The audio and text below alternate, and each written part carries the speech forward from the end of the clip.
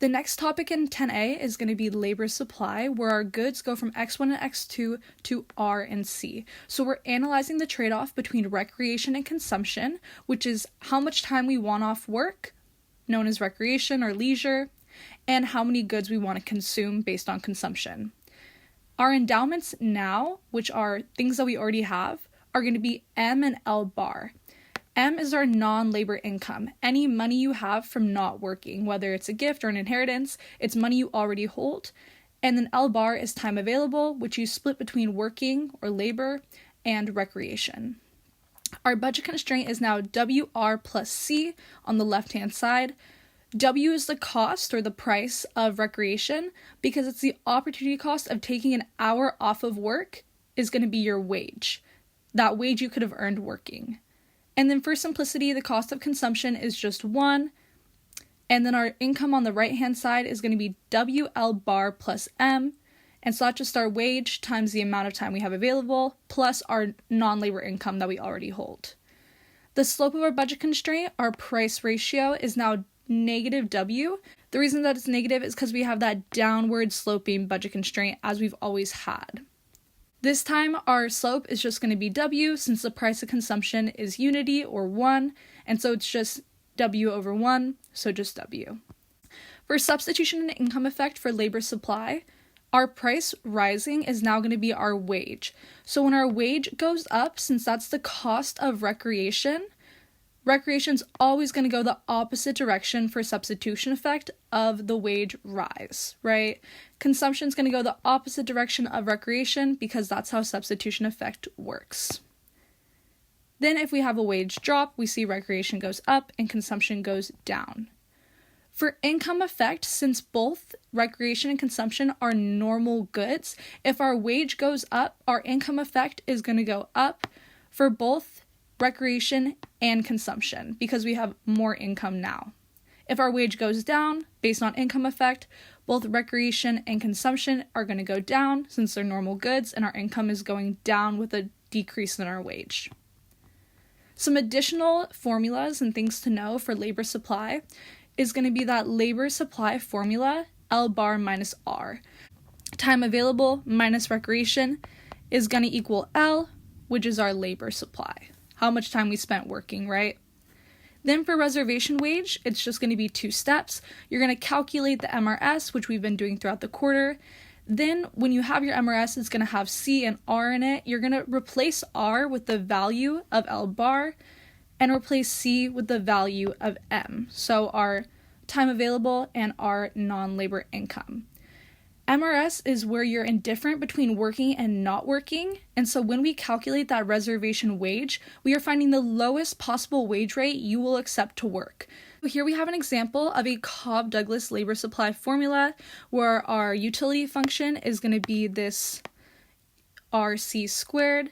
Our non-labor income is $1,200, our time available is 90 hours, and our wage rate is 20.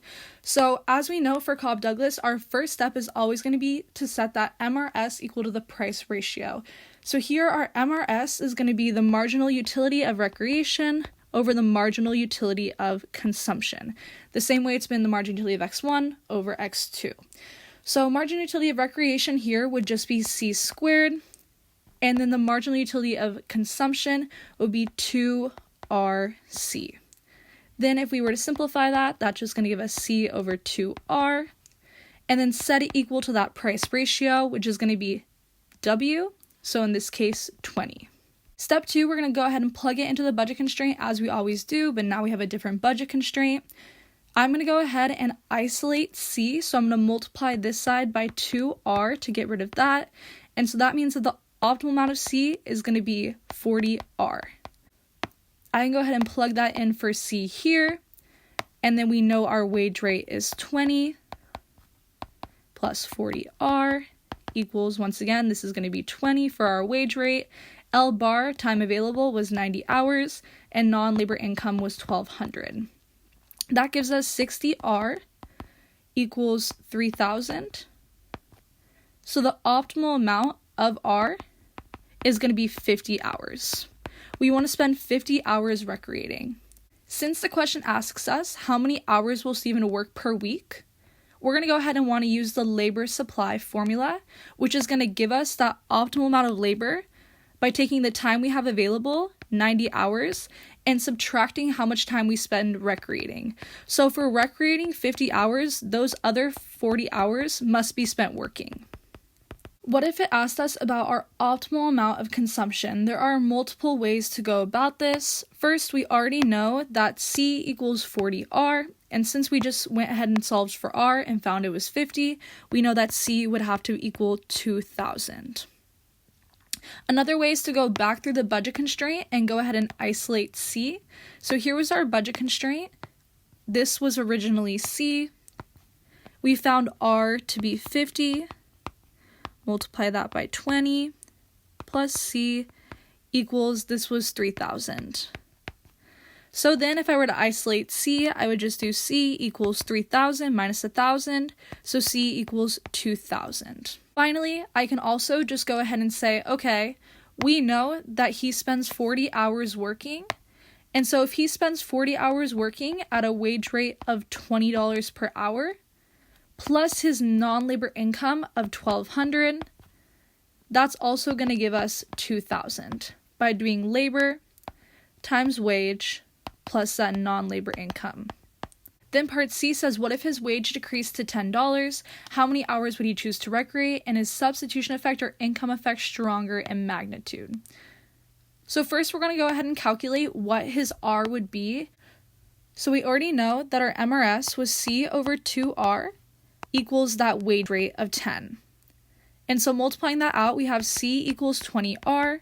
Then I can go ahead and plug this into my budget constraint. So wage rate of 10, R plus 20R equals 10, still 90 hours available, still non-labor income of 1,200. That's going to give me 30R equals 2,100, so R equals 70. He would spend 70 hours recreating, so we see as our wage goes down, our recreation went up. We went from 50 hours working at a wage rate of $20 to 70 hours when we were working at a wage rate of $10. So if wage went down and recreation went up, this matches the direction of the substitution effect for wage rate going down, because if we were talking about the income effect, our recreation would have gone down. But since our recreation did in fact go up with the wage drop, the substitution effect matches that total effect, and so it must be stronger. So whichever effect, whether it's substitution or income effect, matches the total effect of what really happened in reality, has to be stronger in magnitude. Then part D says, what would be his reservation wage if his dad gifted him $4,200? What would be his optimal consumption bundle for consumption and recreation? So for reservation wage, we want to calculate that MRS, which we already know is C over 2R, and then we want to replace R with the value of L bar, and so that would be 2 times those 90 hours available. And we want to replace C with that value of M. Now that we have a new non-labor income, we're going to do $4,200 plus the $1,200 that he already had. So now he has $5,400. $5,400 divided by 180 is going to give you 30. And so he's going to have a reservation wage of $30. This means that he won't work for a wage lower than $30, but this reservation wage is greater than our actual wage of $20. That means he's going to spend all his time recreating. So R is going to equal L bar because that's all our time available and it's all going to go towards recreation. And then C is just going to equal our non-labor income, which was $5,400 after the gift from his dad. So this is our optimal amount of C and R. Because his reservation wage is greater than his actual wage, he's only going to recreate. When a consumer only chooses to recreate, their optimal bundle is going to be right at this corner point, the endowment point, and this is where we only consume our non-labor income for C, and our optimal amount of R is going to be that time available. The P is equal to 1 because our price of consumption is just 1, so M over 1 is just M. An example of substitution and income effect for labor supply is this question with James. We see that his wage drops, however, his recreation increases. So his wage goes down, his recreation increases. we're going to go over here and look at what happens when wage goes down based on these charts. We see that for recreation to increase, the substitution effect must be larger. Then for labor supply, we have to remember that that's going to be our time available minus recreation. And so labor isn't actually one of our goods, recreation and consumption. However, we can figure it out based on what's happening with recreation. So it says that we have a wage increase. So we're going to go ahead and look at this chart over here. And so if we have a wage increase, then recreation goes down based on the substitution effect. So if recreation here is going down, that means that our labor is going up, right? We're spending more time working and less time recreating. So based on substitution effect, as our R goes down, our labor actually goes up. And so we can go ahead and get rid of options B and D. And then based on income effect, we see with a wage increase that our recreation goes up. And so if recreation is going up here, that means that we're spending less time working. And so as recreation goes up, we're spending less time working. And so that means that A will be our right answer because it decreases labor supply with the income effect.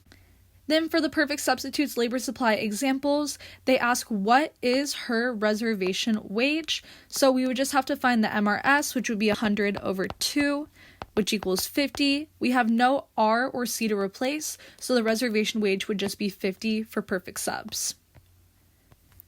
Then here they give us some info. The main thing to notice is that it says the marginal rate of substitution is negative 50. Once again, we have this constant slope. It's just a number. It has no C or R. That means that we have a perfect subs, no matter what. So if it asks how many hours will Joe work per week, we're going to go ahead and do what we do with perfect subs. So we know our step 1 for perfect subs is to always compare the MRS to that price ratio. We know our MRS is going to be 50 as they tell us right here. And then we know that price ratio is going to be that wage rate that they tell us of $60 per hour. Since the price ratio is greater, we're going to go ahead and consume all of X2. In this case, our X2 is going to be consumption, and that means that recreation equals 0. Since they ask us how many hours he wants to work per week, we know that labor is going to be the time available minus recreation. Since recreation equals 0, we're going to spend all our time available working, which is at 100 hours per week. So 100 would be the right answer. You can also think of it like, okay, if I only want to consume, then I only want to work. I don't want to recreate. And so I'm going to work the max amount of hours of 100 hours per week.